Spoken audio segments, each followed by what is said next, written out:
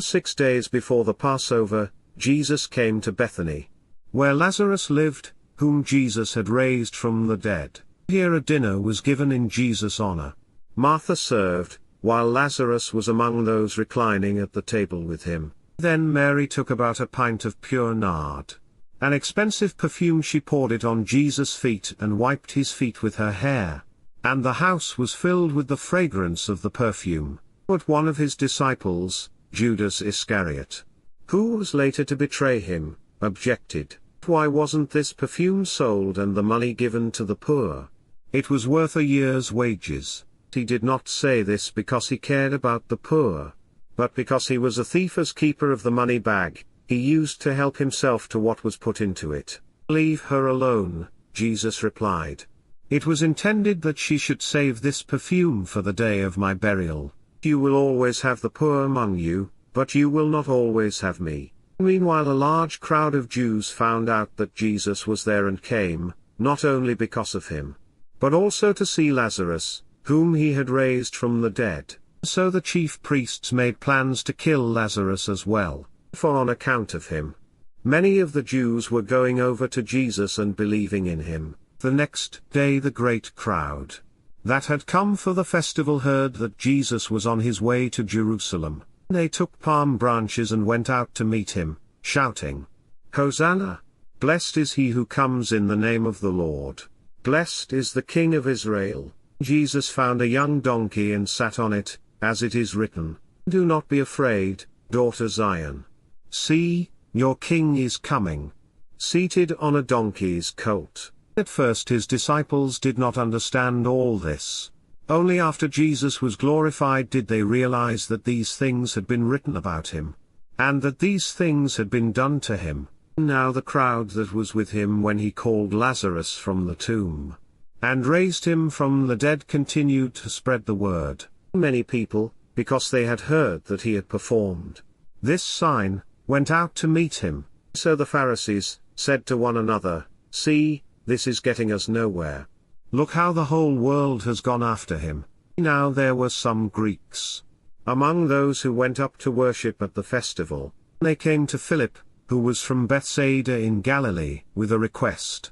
"Sir," they said, "we would like to see Jesus." Philip went to tell Andrew, and Philip in turn told Jesus. Jesus replied, "The hour has come for the Son of Man to be glorified.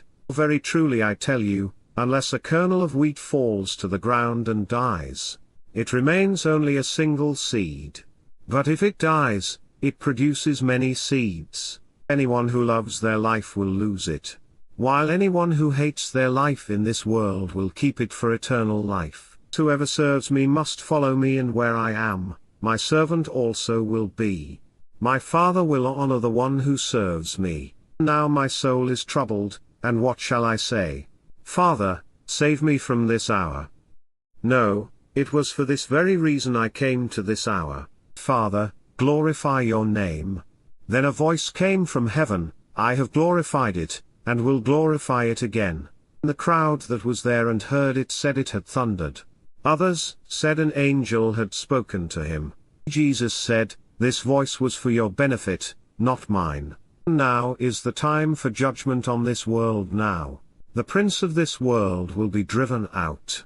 And I, when I am lifted up from the earth, will draw all people to myself." He said this to show the kind of death he was going to die. The crowd spoke up. "We have heard from the law that the Messiah will remain forever. So how can you say, the Son of Man must be lifted up? Who is this Son of Man?"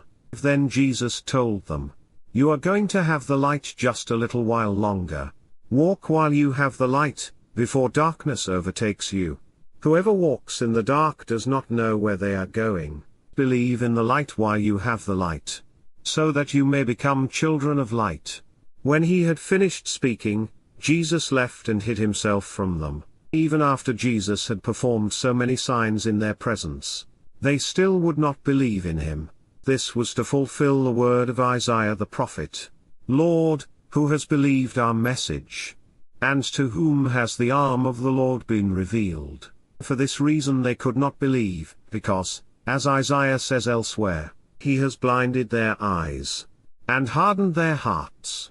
So they can neither see with their eyes, nor understand with their hearts, nor turn and I would heal them.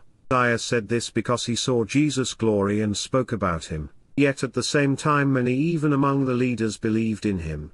But because of the Pharisees they would not openly acknowledge their faith, for fear they would be put out of the synagogue, for they loved human praise more than praise from God. Then Jesus cried out, "Whoever believes in me does not believe in me only, but in the one who sent me. The one who looks at me is seeing the one who sent me. I have come into the world as a light, so that no one who believes in me should stay in darkness. If anyone hears my words but does not keep them, I do not judge that person. For I did not come to judge the world, but to save the world. There is a judge for the one who rejects me and does not accept my words. The very words I have spoken will condemn them at the last day, for I did not speak on my own, but the Father who sent me commanded me to say all that I have spoken. I know that his command leads to eternal life. So whatever I say is just what the Father has told me to say."